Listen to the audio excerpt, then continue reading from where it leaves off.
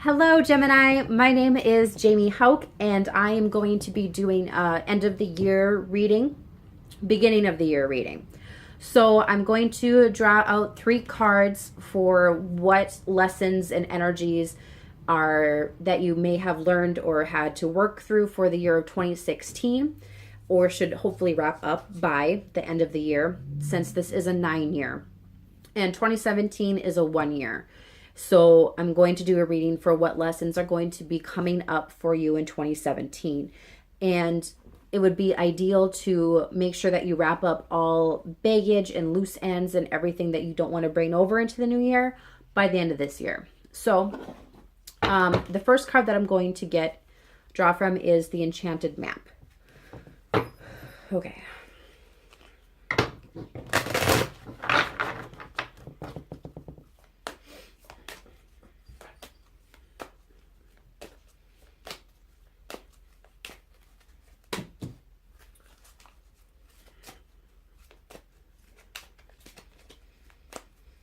What message do you have for Gemini for the upcoming year of 2017? Next one is going to be my energy oracle. Okay, so what was the overall energy for 2016 for Gemini?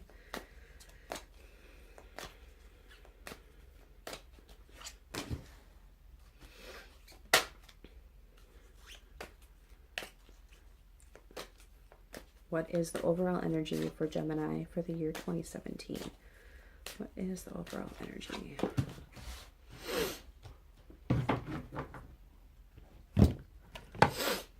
Okay, what is the final message you have? Hold on. For Gemini for 2016.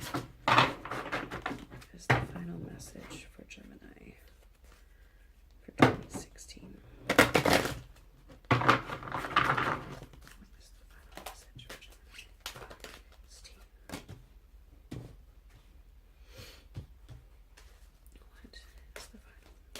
What is the message? What's your final message for Gemini for the year 2017?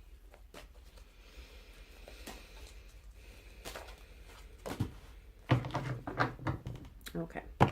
Well, I gotta take a drink. My throat's getting dry. Okay. So, for Enchanted Map, you have the Spark card reversed. For overall energy, you have the Sun. And for a final message for 2016 is the Emotions card reversed. This deck, that last card is from the Golden Path. It's a new deck that my boyfriend bought for me this weekend. So I'm still deciding on whether or not I want to read cards as reversals or not. And I'm sorry, I might read from the book if I need to, because just some decks you resonate more than with others. So what I'm getting from the Spark card is what this represents about is having a spark for life, having that enthusiasm, that joy, your desire, your passion. What is that? It's upside down for you though. So for most of 2016, you may have felt going through 2016 is kind of like, ho hum, blah de blah. Maybe stuff that you were once excited about lost its luster. And you felt that you've lost your spark, so to speak. So it's about kind of getting that back. But yet at the same time, the overall energy is the Sun. So, and the Sun is about new beginnings. And I see a little bit of a threading here because she's sitting in like a little pool of water, and this last card is obviously like a mermaid type thing, and she's in water. And water represents about emotions. So you might have been maybe experiencing some new emotions this new year. And whether they were negative or positive, maybe they were more negative because of just how, to me, like how dark this card is. And I don't know, like, if you can see her face, it almost looks like it's pained or something. Like, So maybe for Gemini is you had a new beginning in experiencing some maybe uncomfortable emotions.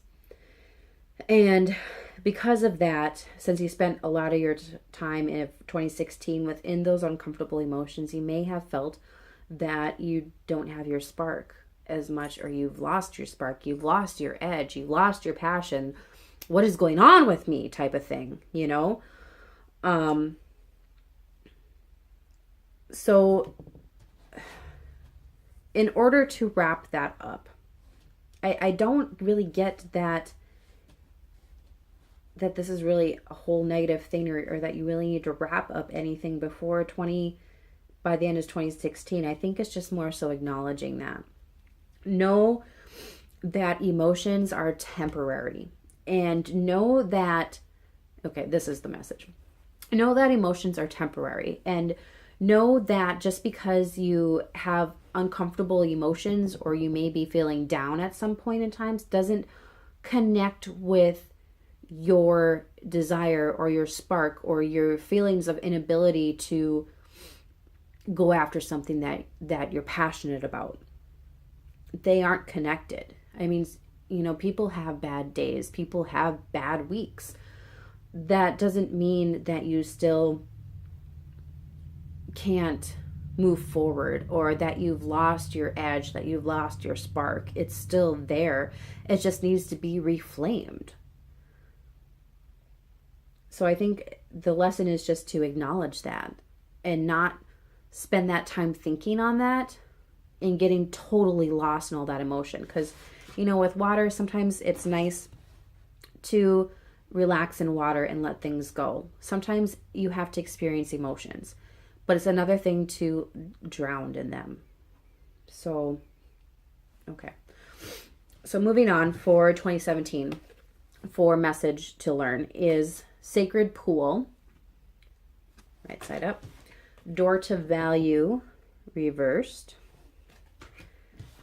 and Goddess of Oneness.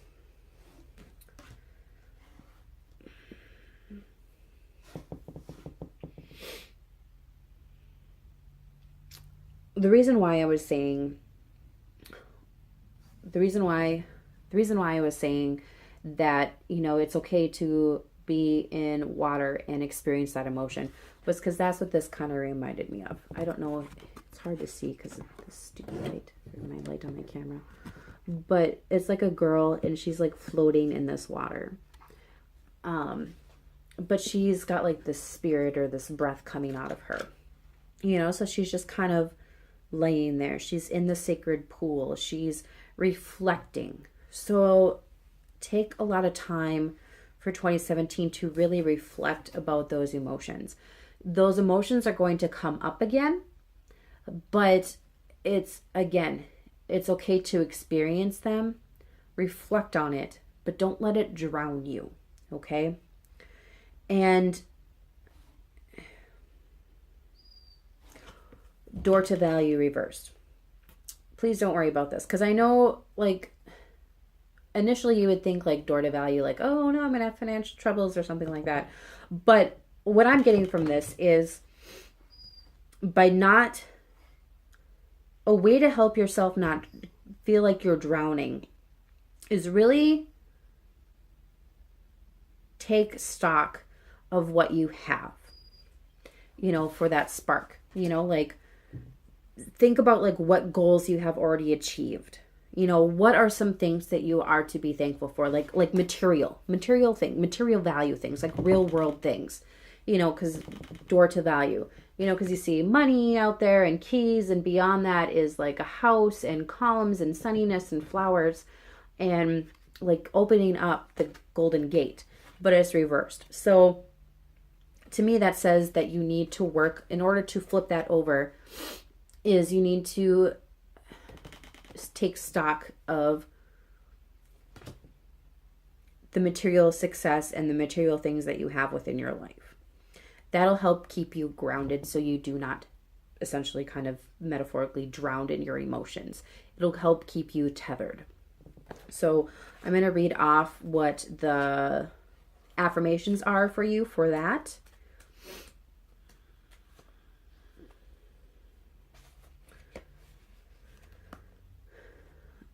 So the affirmation is, let me just make sure that this is the right card. Okay. My life is opening to endless possibilities of prosperity. The river of abundance flows freely through my door, bringing me unlimited wealth. Okay. So I'm going to read to you what the reversed meaning means in the book to you, because that might resonate with some Gemini that might be watching this. This card reverse signifies a partial or perhaps even potentially complete closing of the door. The hoped for new opportunity where money or career is concerned may be delayed or possibly even derailed. Don't be disheartened. However, this card reversed reminds you not to put all your eggs in one basket. Diversify your interests and your efforts and let your intuition guide you to the next open doorway. In the meantime, open your heart and your mind to the other sources of value in your life. Money is a commodity, but so are time, tranquility, and love. Choose to open the door of these wonderful experiences yourself and find real value there. So, again, that might apply to some, might not. But again, what sticks out to me for this message is taking stock of like what that ending part said. That's what the message that I got essentially was, taking stock of the other sources of value within your life besides money, time, value, loved ones. What do you have? Do you have a roof over your head? Do you have a car? Are you able to walk? What is your health? So find value in other things around you. Take stock of that, and that will help keep you grounded. Okay, so next card, Goddess of Oneness. It's a really pretty card, actually. Again, this is a new deck, so I'm sorry I'm not getting anything from this. So, someone is thinking of you this very moment and sending you their loving thoughts and wishes. Everything we think and feel is broadcast like radio waves without us realizing it. Whether we intend to broadcast our feelings and thoughts does not matter. It happens automatically. Human consciousness is like the World Wide Web. We transmit and receive information through our natural impulses, thoughts, and feelings, and this information circulates forever on the World Wide Web of human consciousness. To put it plainly, our thoughts and feelings transcend both time and space and can be intuitively felt by others. The by isn't in there. It says felt others. All in life is energetically, spiritually interconnected, but the strongest connection is between us and those we love and care for. You may be missing someone who is a long way away. I think that ties into maybe feelings, that uncomfortable feelings you had from 2016, and it's still, so maybe there's some grief and loss that some Gemini may be going through or have gone through. 2016 was a really hard year for you to work through that. 2017 will be a better year for you in regards to working through that grief and loss, whatever that may be. That may be a loved one or a job, or, grief and loss can be anything, really. It's something that you cherished really dearly that is no longer a part of your life. You may be missing someone who's a long way away, or alternately, you may be saddened by a loved one's passing. Through this card, someone wants to make their presence felt. They want you to know that they have not left you and will never leave, for you are forever connected by an invisible threads of love. So, for those Gemini that had somebody pass away, they are going to be still present with you.